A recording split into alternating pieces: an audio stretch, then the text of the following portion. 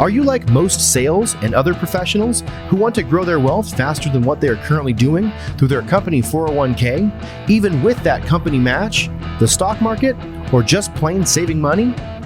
Would you sleep better at night if you had the financial freedom to be job optional in just 3 to 5 years through investing in real assets? Maybe you don't want to stop working, but wouldn't it be cool if you could retire a decade earlier than most? And do the traveling you and your family have planned for years while you're still young and can enjoy it?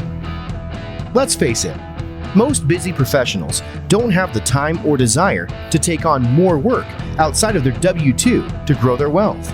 On The Wealth Flow, each week we share the stories, the investments, and take a deep dive into the various asset classes that can deliver that accelerated growth to your portfolio passively. That's right. No extra work for you. Instead, we'll put your money to work. Learn what the 95% aren't talking about and join the top 5% of earners today on The Wealth Flow.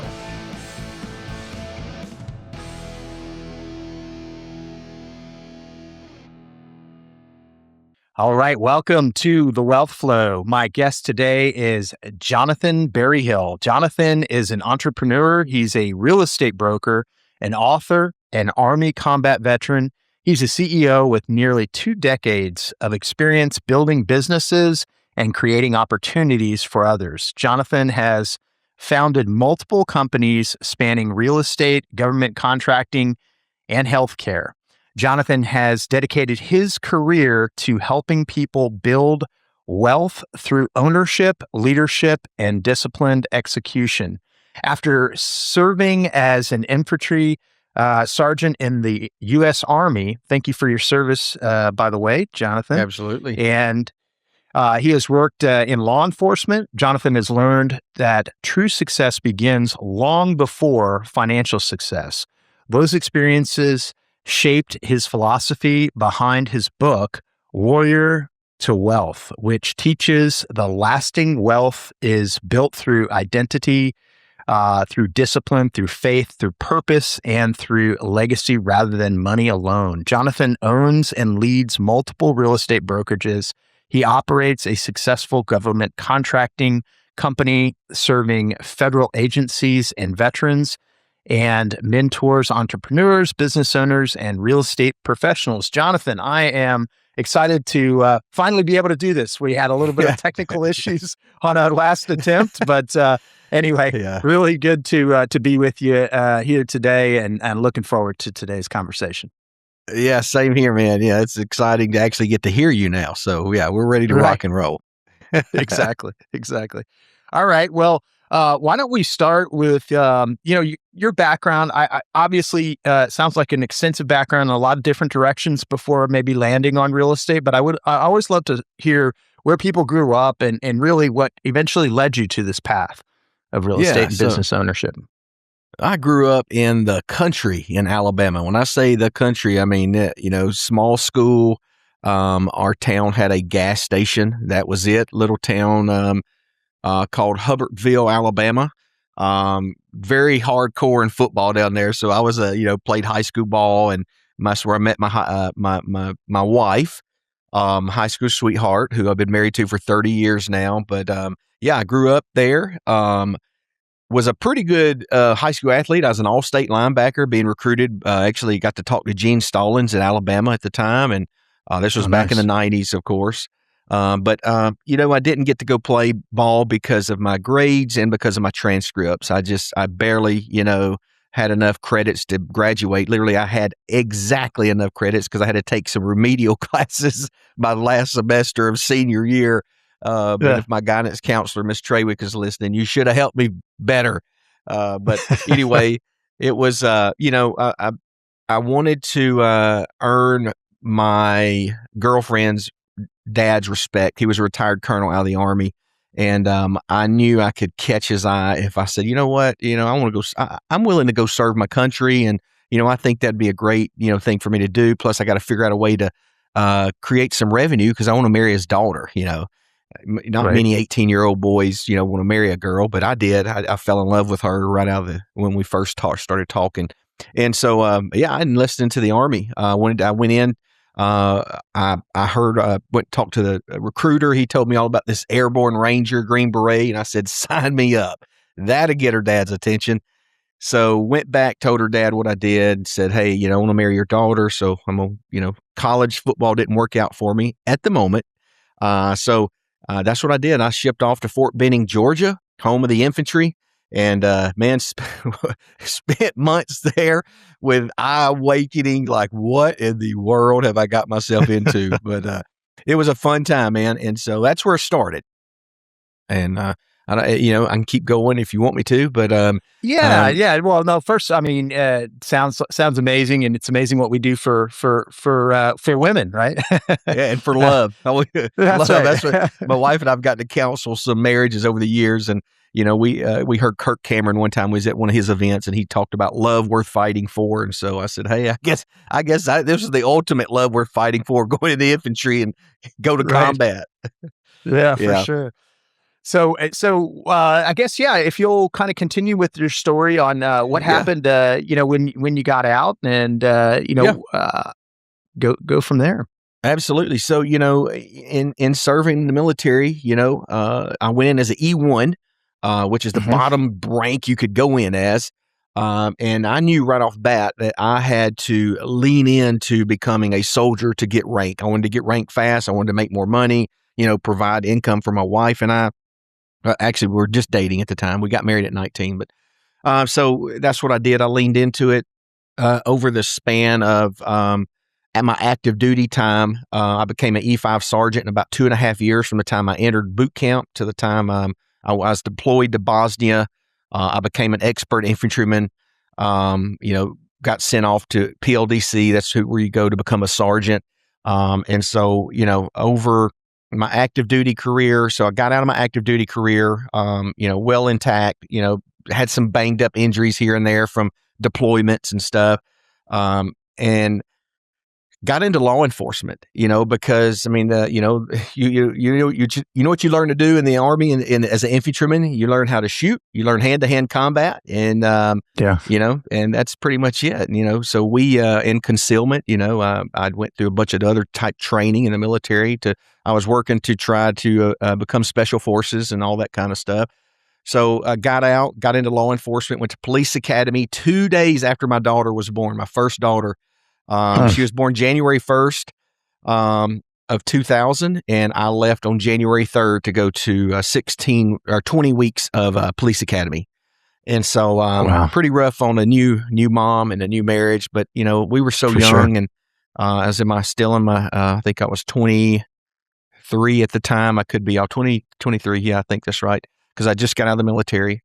And so got into the National Guard and got out of police academy, started working in narcotics, and did that for a while. Had some buddies get shot and killed. And my wife and our marriage was on the rocks just because of the high stress. I was battling some, mental stuff. And, I was not being the best husband and father I could be. And so we were separated at the time. We had filed for divorce. And I was just not happy with how my life was turning out. And so literally God woke me up in the middle of the night and just, I saw this vision. My dad had a rough life bringing me up. He was an alcoholic. He's still alive today. When he wasn't drinking, he was a great man. But when he was drinking, he could be your worst enemy. And even as his son. And so, I knew I didn't want this life. And so I just got on my knees and started praying, and I started seeing this vision of a businessman. And of course I didn't know any of this, how to do any of this. So I called my wife and I said, hey, please take me back. I'm going to make your life, a dream. I don't know how I'm going to do it, but I don't want to lose you. I'm messing up my whole life here. And so she did. My wife said, I've just been waiting on you, John. And so my wife's a saint, a beautiful woman.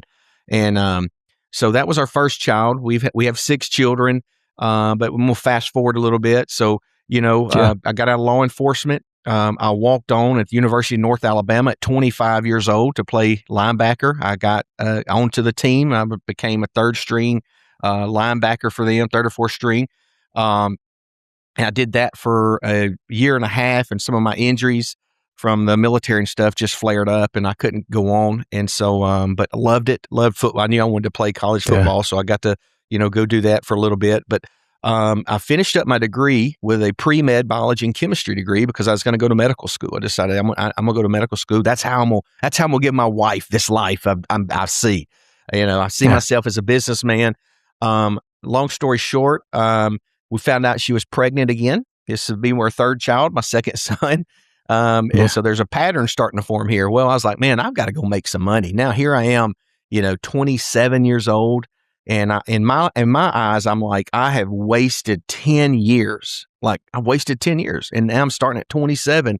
What I didn't realize was that was building who Jonathan was to become. All that was, I was going to use it for fuel, become the warrior. And so I knew I wasn't going to, I don't go into battles thinking I'm going to lose. So I'm going into life thinking I'm going to figure this out. I'm going to win. So I got into medical sales. That's where I got a taste of, wow, like I sell this and it happens and I get paid this and there's no limit. Let's rock and roll here. So, so I actually started a medical company after a few years after working for a company. I sold that company. So I was all in medical device sales, durable medical equipment, stuff like that. And so we had expanded into 24 states with the company that bought me out. And I was a partner, a small partner after they bought me out the first time. Well, we sold again 6-7 years later to another bigger company. So I got another little payday. And so this happened a couple times. And this time I had figured out how to start businesses. So I was starting a couple other businesses. I was creating a farm. My wife and I had bought some land. We had dreams of raising our kids on, 20, 30 acres. Well, we ended up buying, 250 something acres. That's where we live now. We live on our farm. We raise quarter horses. But here's the crazy thing. So I'd sold a few companies during COVID. I see this commercial about being a land professional real estate agent. And I thought, man, I love to hunt and fish. I love the outdoors. And I had bought and sold land and houses. We had owned some vacation homes and I'd sold them and made some good money. So I was kind of doing that just on the, just personally. So when I saw that and I had bought some farms that had joined my farms to make my farm bigger, I had people calling me, asking me about buying and selling farms. And I was like, no, I don't want to buy your farm. I just want to buy the farm that's next to mine, But then I got this idea. I saw that commercial. I said, dang, I could get my license and sell that farm. Well, this was during COVID. I had a successful government contracting business, medical device company. And so I was like, you know what? I think I'm going to get my real estate license, go to work for this land company, and let's see how this does. First year in it, rock and roll. I was just like, this is crazy. Like I'm selling land, making $20,000, $30,000 commissions on the side, part-time, making 6 figures my first year as a real estate agent. And I was just using the same discipline and the same, methods that I had done when opening up these other businesses, which is consistency, putting in the time, putting in the office hours, what I call MMAs, money-making activities, picking up the phone, calling people, going to events. And so 2 years in, I got recruited from a national company to be their broker. So I said, hey, why not? I haven't been a broker yet. I'll try it. So I opened up an office for them. My first full year with them, I was broker of the year out of 140 something offices. And I got this, of course, I'm an entrepreneur. So I said, all right, I'm going to start my own deal. So this past year, I launched my own land brokerage called America's Outdoor Realty. We're in a few states now. I own a residential brokerage. I own a lead generation referral brokerage. I own a real estate consulting brokerage, me and another real estate attorney. And so still rocking and rolling. So that's how I got into real estate. That's where we are now. And I've been writing this book, Warrior to Wealth, for 2 years to inspire, create hope for other veterans, law enforcement, or just an entrepreneur that just doesn't have the belief or the faith in themselves to be able to read it and go, this crazy country boy could do it, man, I can do this. So that's the whole mentality of why I wrote the book. And, it's just to help someone else, hopefully inspired at least one person to, change their stars, as I like to say. Yeah. Wow. That's quite a story for sure. I mean, that's amazing to kind of recognize. There's so many people that go through that, kind of first part of your life where for not being the husband, the person that they wanted it to be, not that they envisioned themselves being, and they're falling short of their own expectations of themselves, and of course falling short of their partner's expectations. And you made a shift and a conscious effort to switch gears there, through doing some praying and some really thinking about it. And so pretty amazing story.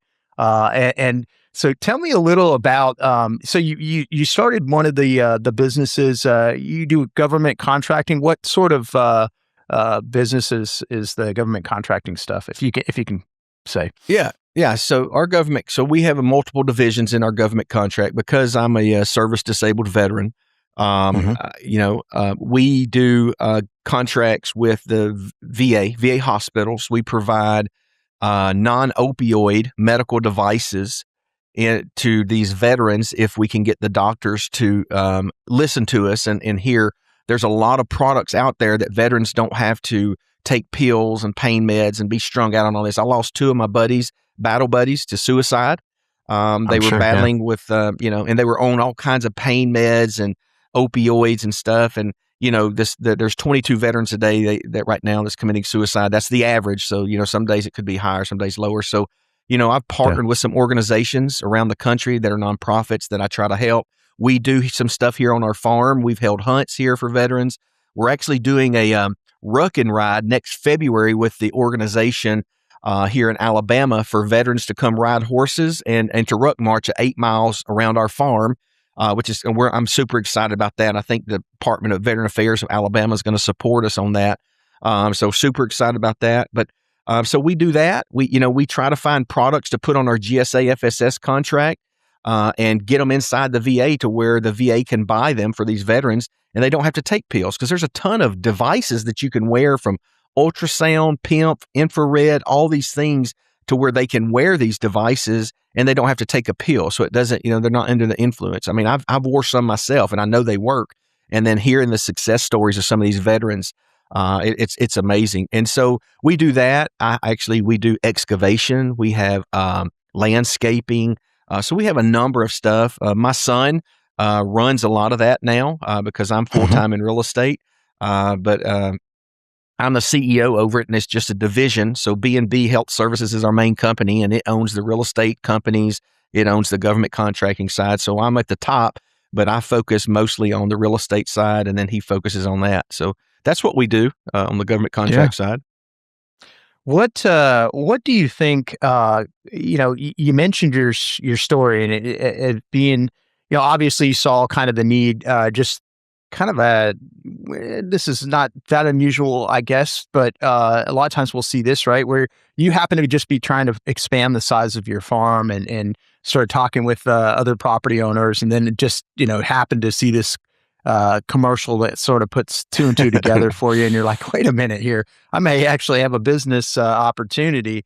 But then to move forward with it and to do six figures your first year as something that's just sort of a side gig, or even something that you're just starting. What do you think helped lead to some of that success? I think it's the person I became, of a warrior of I'm not going to fail. In the military, even in law enforcement, if we fail, we're die. We dead. We're dead. And so the whole goal of failure is not an option. Is when I start something, when I start a business, I don't see it failing. I see it succeeding. That's just the faith and belief that it took me years to accomplish. And don't get me wrong, I've had to read a lot of books, listen to a lot of podcasts, and get the positive mindset and get myself around positive people that are going to lift me up and not pull me down. And, that's one of the toughest ones is separating yourself from the ones that are pulling you down. It could be close family, it could be friends.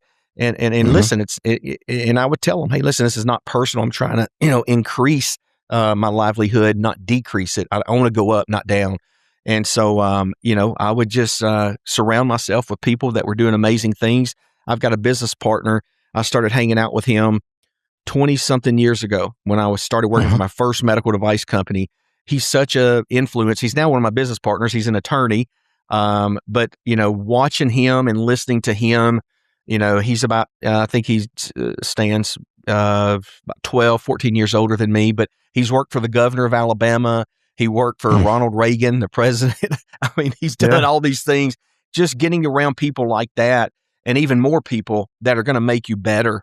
And so, the saying iron sharpens iron, there's a lot of truth to that. And so For I sure. think it's just the discipline over motivation, my identity of I know who I am. I know that I'm a warrior, and a warrior knows who he's fighting. We know why we're fighting, and we know who we're fighting for. So my wife was my number one why or mission. In the military, we're assigned missions. And so when you get out of the military, you start kind of wondering, what's my mission now? Or as entrepreneurs like to say, what's my why? So she was my why to fix that. And then as we had more and more children, it became a bigger why. And even now it's evolving into something different, more of a legacy now, because I have 4 grandsons that live here on the farm with us. My daughter and her husband live on the farm. They have 2 boys. My son, who played college football, joined us 2 years ago. We built them a house here on the farm.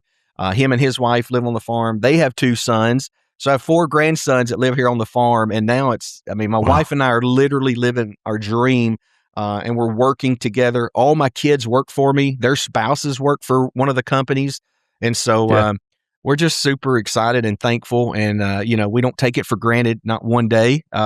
We're fixing to go on a vacation. We take all of them, all 14 of us. We go on a vacation. Oh, wow. You should see it. You should see us on an airplane. It's like the stewardess will come on. They're like, Mr. Berryhill, Mr. Berryhill, Miss Berryhill, and they're like, it's awesome. So we love to work hard, and we like to play hard, and so it's awesome. And what got you into the quarter horses? Is that just something that kind of came about because you had the land to be able to do it, or was there some experience that kind of got you into that? So growing up, I was always around horses. Me and my cousins were always riding horses, breaking horses. So in high school, I would ride. People would call me and say, "Hey, would you come ride this horse? We hadn't rode it in 3 years." I'd get on any horse. I'd be like, "Yeah, I'll come get on it." And so my wife, my girlfriend at the time, Hannah, she was 17. And for her 18th birthday, she'd always wanted a horse. I always think all girls want horses, but she'd always dreamed of having this horse. Well, guess what? I found this little gelding. He was about a year and a half old, $200. I worked my tail off hauling some hay and doing some stuff to get this $200. Went and bought this horse for her, brought it to her, gave it to her for her 18th birthday. I broke it, trained it, and that was the start of our love. I've always loved horses. That was the start for her love for horses. And so, after going in the Army and getting out of the Army, I was in law enforcement. And we got back into horses back that long ago. So I think it was 2000 and maybe 2002, 2003, because I went in the Army in 96. I think we're in 2003, bought our first horse again. And from there, it's just, it increased. We used to run 100+ head of mama cows. So we love farming. We love agriculture. I sold out of cows. We do a lot of performance horses. So I have horses that are showing. I got one today showing in Tulsa, Oklahoma. They do cutting. We do a lot of cutting and reining, cow working horses. So we just love it. We love horses. Most of my sons and daughters, they love horses. And so, we enjoy it. So we have a breeding program here with some good cow working lines. And it's Nice. it's awesome. Yeah. Yeah, that's incredible. Hey, everyone. Sorry for the quick interruption. I wanted to personally let the WealthFlow audience know that we've launched several unique investment opportunities for accredited investors through my company, Slipstream AI Infrastructure. Our first is a data center land fund that focuses on acquiring strategic sites with power and creating value through entitlements before selling to one of our data center developers. Also, we've created a dual fund strategy, which combines cash flowing commercial real estate, which is already performing, and adding modular AI data center through a triple net lease to create multiple income streams and provide a targeted 3 to 5x LP investment return by boosting the net operating income.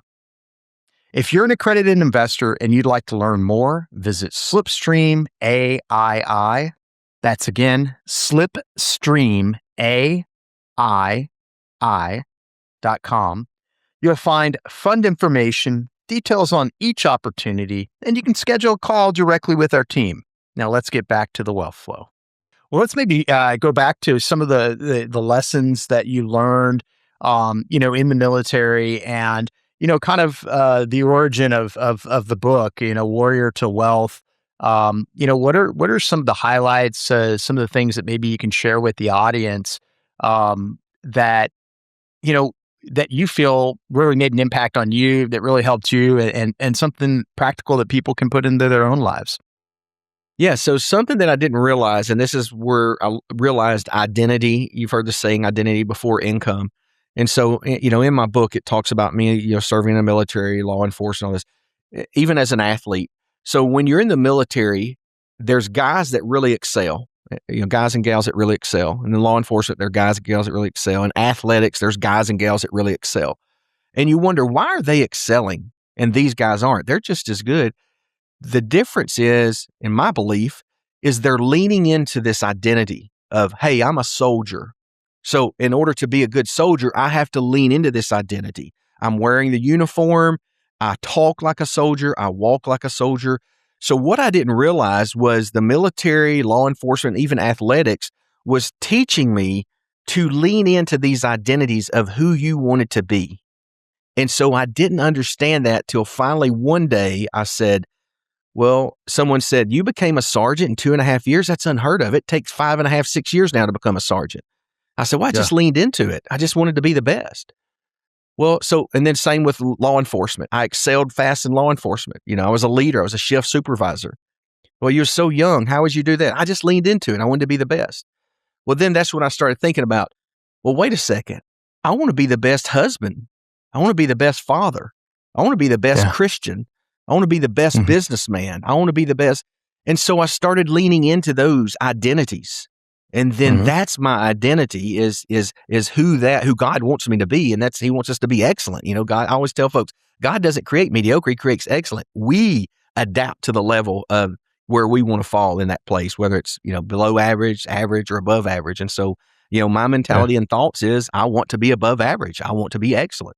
And so I just leaned into those things. And so when I start a business, I lean into it and I push hard. I don't accept failure. Doesn't mean that none of them have failed, because I've started a couple businesses that they go nowhere, but I'm not just going to stop. I also missed tackles when I was in football. I didn't just walk off the field. Well, sorry, coach, I missed one. No, I got up and guess what? Lined back up. We did it again. Same thing in the military. You miss a shot. Guess what? Keep shooting. Yeah. That's why you got 30 bullets, not one, unless you're a sniper. And you still carry some extra ones.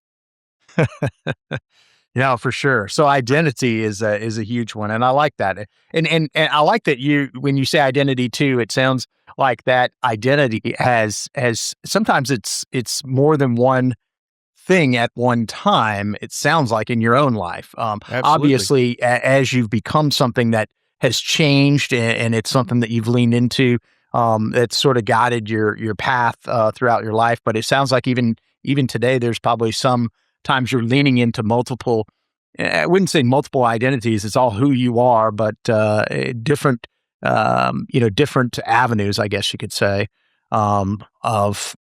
Yeah. I mean, think about this. Does that make sense? Yeah. A doctor sees sick people. He doesn't see one sickness. He doesn't see only people with runny noses. A doctor sees someone that you injured your elbow. You broke your finger. So he's seeing a multitude, but he's a physician, and so I look at myself and other entrepreneurs. I'm an entrepreneur. So what am I going to do? I'm going to start businesses and I'm going to make them succeed, and I'm going to try to sell them, or I'm going to grow them. And that's what I do now. We've sold, I don't know, half dozen or more businesses. I'm starting more businesses. Anybody listening want to buy a real estate company in North Alabama, Southern Tennessee, give me a call. Or I'll help you. I mentored, coached a lot of entrepreneurs that have started. I've got a lot of veterans. I've got a retired major that works for me. He's one of my real estate agents. He's now an entrepreneur. He's doing land investing and developing. I've got, retired Marine that, so I got a lot of ex-military and even law enforcement guys that have come to me and said, hey, John, I want to do what you're doing. I said, well, first thing, let's get your real estate license. Because I've learned in the entrepreneur world of starting medical device companies all the way to real estate is you get your real estate license, there's a lot of stuff we can do. Number one, you're going to get into real estate. You're going to get to hear some of the first people that say, I need to sell my property. I need to sell it fast. Okay. When you say fast, how fast? Well, what would you give me for it? And so it's like, oh, you're talking real fast. So guess what? Now I'm looking at an investment opportunity. Can I buy this and cut it up and flip it? Or can I just list it and make my commission? So, to me, entrepreneur, real estate, getting your real estate license, oh my gosh, that's one of the quickest and most fast way for someone to become an average income producer to an above average income producer. And it's easy to get. I mean, most real estate licenses take less than 2 to 3 months to get.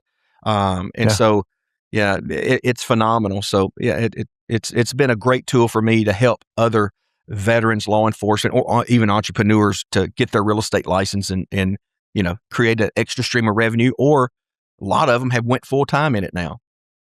Yeah. No, that's great. I agree. As a broker myself, it's one of those things. And as you mentioned, like when you're around people, they may not be there to see you about real estate, but if you mention that you're a real estate agent or a real estate broker, all of a sudden the conversations, become about potentially either that as a career path, or it could be, hey, you're an agent. Let me tell you about the problem I have. Yeah. That's it. That's great. Sometimes it's being in the right room at the right time with the right license. Yeah, for sure.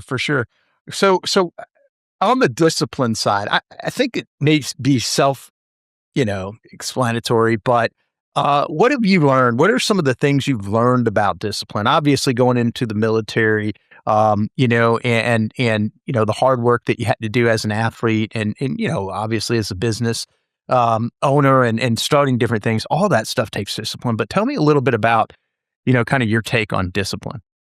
So a lot of people think discipline and consistency are two different things, and it's not. Consistency is discipline. So doing the things that need to be done on a daily basis. I like to say MMAs, which is not mixed martial arts. It's money-making activities. What am I doing today for money-making activities? I was talking with my son yesterday. We were looking at, we went to crazy thing. We were looking at land. He worked, like I said, my oldest son worked for me. He played college football. He's been with me for 2 years. He hasn't been working out a lot. And because he said, Dad, I've worked out for all those years. I'm taking a break. So we were talking yesterday, and we had talked about money-making activities, and he had said, I just don't want to lose my priorities. I want to make sure I, give, Lily, my wife, the time I need, my 2 boys. I need to make sure this. So he starts talking all these priorities and stuff. And I said, well, son, consistency is key in anything, whether it's your relationship in your marriage, as a husband, father, your health. Are you working out? I said, son, you need to work out a little bit. You need to do something to challenge your body physically. You need to discipline yourself and be consistent in your diet. At least try to eat 2 or 3 healthy meals a day instead of none. Right. Drink plenty of water. Stay hydrated. Hydration is key. Hydration is the number one sick. You get sick because you're dehydrated. People don't realize that, but most of the time you get sick, a cold or anything, it's because you're dehydrated. So prioritizing those things and being consistent in them. And I told him, I said, that's the key to life, is just being consistent. Consistency will win out each and every day. And I said, that's discipline. You showed up at college football, you're at workouts every morning at 5 a.m. and you guys were consistent. And the guys that weren't consistent, what happened to them? Well, they got kicked off the team. Exactly. See? And so consistency and discipline, they're right at the same, it almost could be the same word, but it's just showing up, doing what's needed to make the outcome what you want it to be, which is hopefully is a good outcome, is what you're desiring. So just be consistent. Yeah. And so that's a lot of what's taught me in the military was, hey, listen, some days I didn't want to be out there running 5 miles at PT or, shooting for hours and hours. But guess what? That's what made us the best. And we did it anyway because we knew we needed to do those things. No, I love it. How about faith? Did you always have faith, in when you grew up? You mentioned at the beginning some stories about, your dad and, he being great, but different times, when he did drink, it was not pleasant. But did you learn faith from your family at the beginning, or when did you, if not, when did you kind of recognize that was an important part of your life? So, again, my dad was actually a Baptist preacher when I was a little kid. I was Okay. like 4 or 5 years old. He got into alcohol. Him and my mom got a divorce. They were physically and mentally abusing each other. It was crazy. My sisters and I did not deserve that kind of no child deserves that kind of atmosphere. And so at the age of 15, I was pretty much living with family and friends and my grandparents. I didn't really have a home. My dad had a little trailer mobile home that I stayed at. And so, it was 17 years old. So I always had a calling. I always knew the tug of, of hearing about Jesus Christ or hearing about God. And, I had a Bible, they come here in Alabama, they used to come to your schools and give out Bibles. I don't think they're allowed that Yeah. anymore. But Right. anyway, so they used to do that. And so, I remember reading a Bible, but it was 17 years old. I went with a buddy of mine, a close friend of mine, a football player who is during spring training football. He goes, "Hey, what are you doing tonight?" I said, "Man, I don't know." I said, "I was going to come hang out with you." He goes, "Well, I'm going to this church event. You want to go?" I said, "Well, if I'm staying the night with you, I guess I'm going to go." So I just remember walking in this church, and when I walked in, I just felt this tug and conviction, kind of like the night that God woke me up and said, "Hey, you need to get these things right with your life because, I got something for you, but I can't give it to you unless you, get out of these, bad things and start pursuing me." So I remember Yeah. walking in and that was the change. That's when I gave my life to Jesus Christ at 17 years old. And I didn't stay faithful and dedicated, but, being able to each day is a new day to start over and become a new For person. sure. Because, I believe that, and I read in the Bible that our God is a God of new beginnings, and we get to start over each and every day. And that's life in general. Life is such a gift that I think a lot of us take for granted that, there's a lot of people. I lost one of my best friends this year. He's 45 years old. He's worked for my company since almost the startup of it. 18 years he had been working for my company, my main healthcare company. He got up at 45 years old, went to go use the restroom at 12:30 at night, but when he turned the lights on, he turned the lights on and his lights went out. He threw a blood clot and he was dead. Wow. His Yeah. wife called me frantic, and it was just a eye shocker. And so, I encourage everyone to wake up each and every morning, find something to be thankful for. Number one, you woke up. Some people did not, and so Yeah. just the awareness of being around life. But yeah, so 17, gave my life to Christ, and then started hardcore, went in the military, gotten so you get around rough people, and you start becoming you've heard the saying, you hang out with dogs, you get fleas. So Yeah. I was not hanging out with the people I should have been hanging out with, whether it was, on the side, in whatever part of life I was in. But once I started realizing that, then I changed that up. Yeah.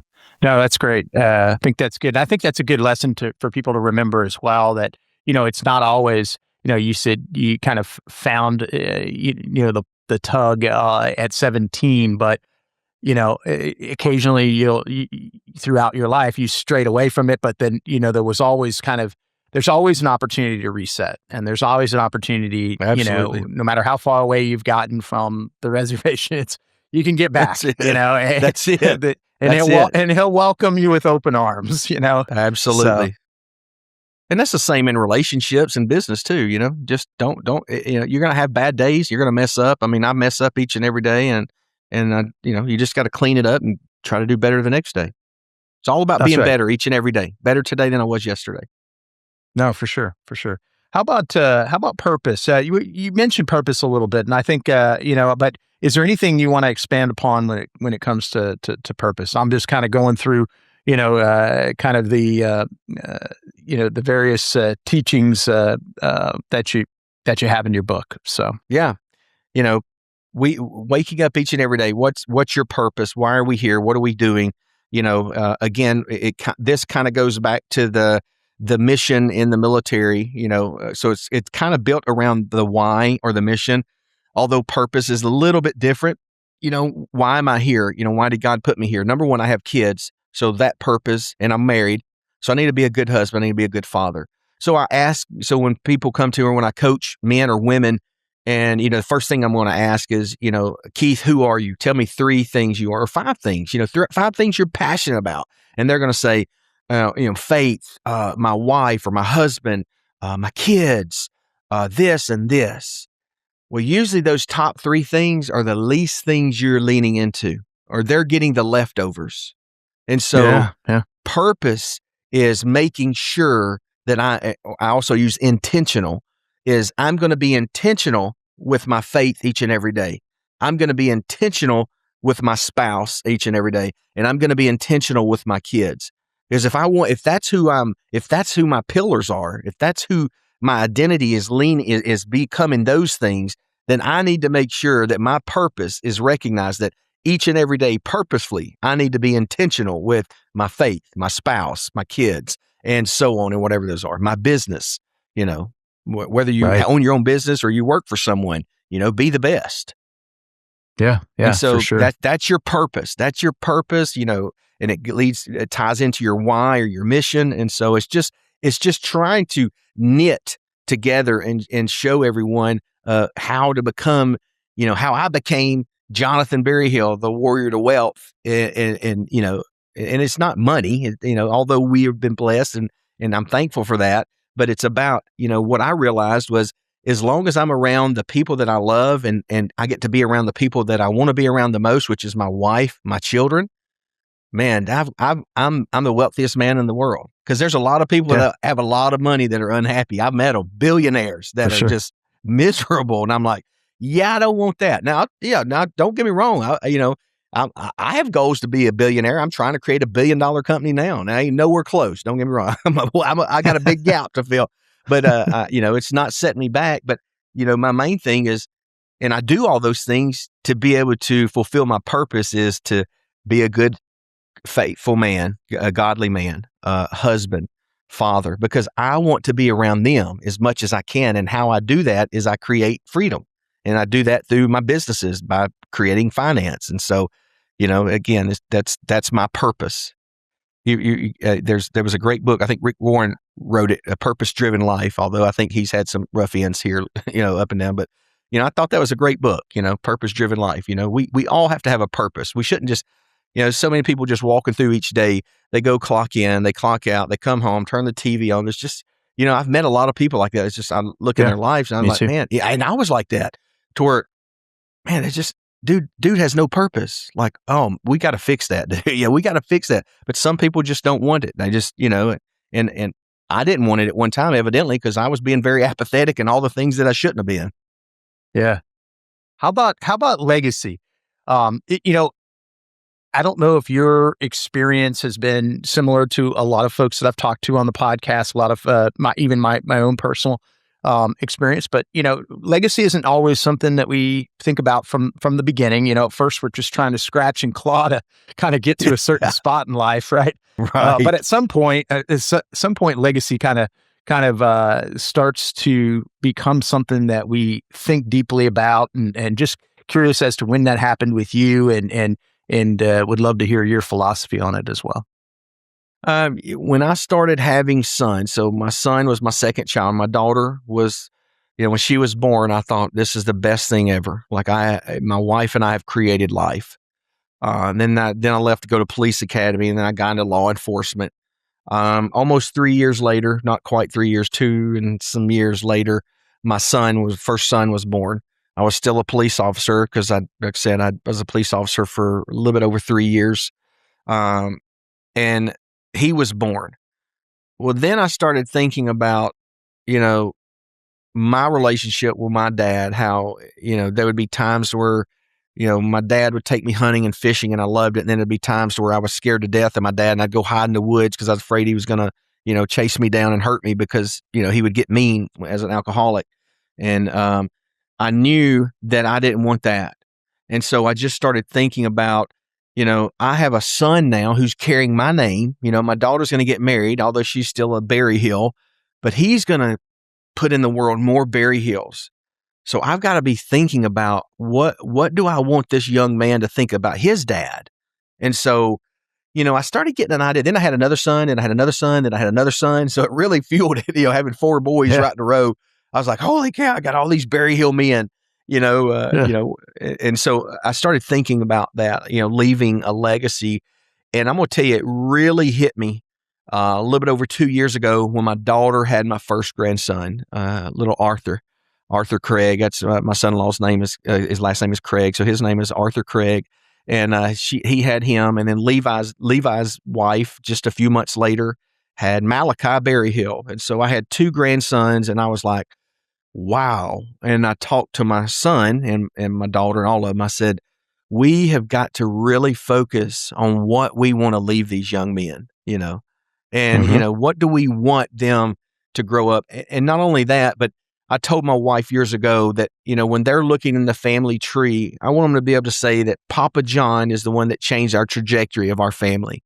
And so, that's when the legacy stuff started hurting me. I watched A Knight's Tale one time, and I don't know if you ever heard this, but he says, you can change your stars. And so I've always heard that, and I remember that movie, and I was like, I'm changing my stars. I am changing my stars.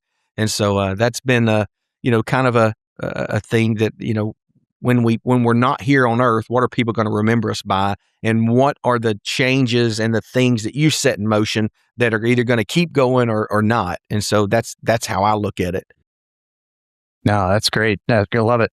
How about on kind of going a totally different direction? And then we're getting close to time here. So, but just curious on some of the medical device stuff, and again, shifting complete gears here. Yeah, After going deep on legacy and then going to this. But no, I'm just curious because I'm into any of these things that can kind of help with not necessarily PTSD or anything, but for depression, for different things.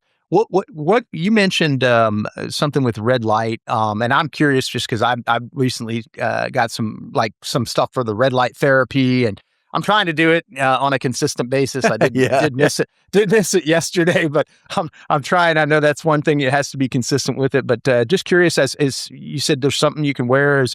What do you know about that technology, I guess, and anything you can share? Yeah, infrared, red light therapy, all that kind of stuff is been proven to, it increases circulation. As we get older and as we have these birthdays that we like to celebrate, things like to shut down. Our body is just like we are. If I don't have to go run 5 miles and I feel okay, I'm not going to. So our body, microcirculation and all that throughout the body gets worse and worse as we get older, unless we're conscientious about it, which is, nitric oxide, which, opens the vascular system. I take stuff for nitric oxide. I just found this new product that I started taking. Infrared's one of those two that helps increase circulation. If we can keep the blood flow, through our body, there's less pain, because the reason pain exists is because things start shutting off. We start collecting edema in certain parts of our body, whether it's a joint or something like that, and it starts hurting. And so that's our body's way of saying, hey, we got something going on there. But the problem is if we could just keep the circulation going. And so these devices keep the circulation going. So whether it's through your brain, the more circulation and blood flow we have, the better we're going to feel about ourselves. Our mental capacity is going to feel better. You take an opioid, it shuts down the neurological system, and then it just starts messing with your hormones. And that's why people are numb and they go into depression, and then they get addicted to them because they don't want to feel bad or sad. It's kind of like waking up with a hangover. No one, I don't know anybody ever woke up with a hangover and says, oh, I love that feeling. Right. So what they're trying to do is, that opioid, they get addicted to not having that feeling again. And so, not everybody gets addicted, but a lot of folks can get addicted to it. So, the red light therapy stuff, listen, if you've not dabbled in the biohacking world, you need to look into it. There is some amazing. For sure. I've seen a lady get from stage 4 cancer, and in 4 weeks she was cured. I was blown away by another biohacking product. And so, I started dabbling in this years ago, 12, maybe 13, 14 years ago, and into this biohacking world of what kind of devices if it can do that, my brothers and sisters that are veterans and even law enforcement, anybody, they need those, because, we got hurt or injured, whether it was in combat or training or whatever. And, they were willing to do the ultimate sacrifice. They really deserve these devices. How can I get them in? So again, I started trying to get these products on my GSA FSS schedule to get them inside these VA hospitals. The biggest thing is up against Western medicine is getting, physicians that are used to one way, trying to show them a device that kind of maybe blows their mind, like, wait, hold on. And I know you didn't learn this in medical school, but look at the studies here. Look at what it's doing. Give it a shot. I'm sure if it worked for these people, why wouldn't it? If it worked for 1,800 people on this test, why wouldn't it work for these guys? And so, phenomenal biohacking.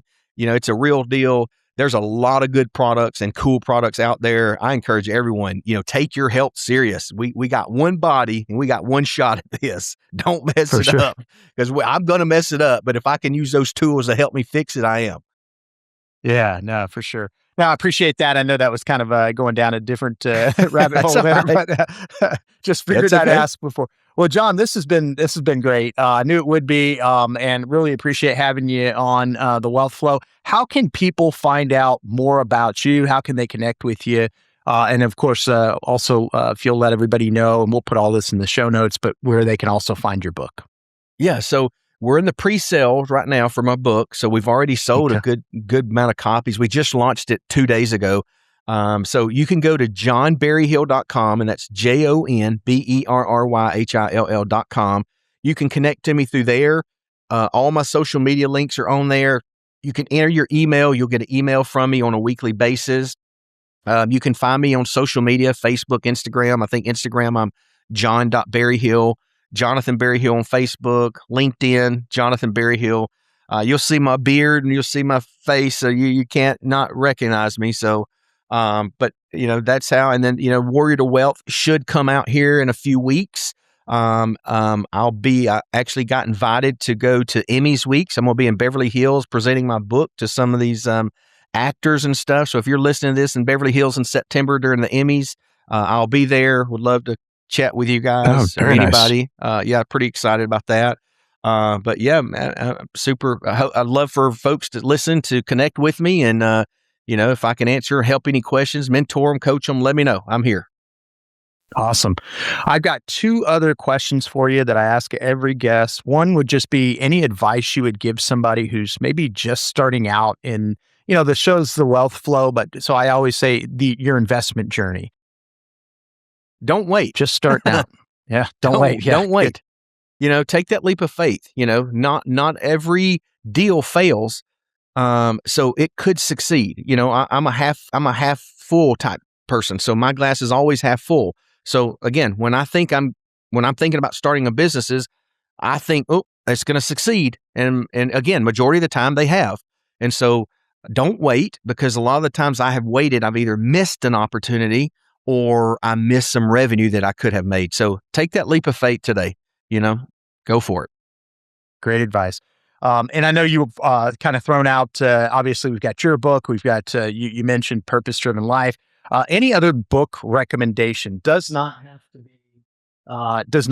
be, real estate or investment related. Certainly can be just something you've read that's been impactful. No, I just, one of the books I recommend to a lot of folks that's just getting started in finance or anything is I always ask them, have they read Rich Dad, Poor Dad?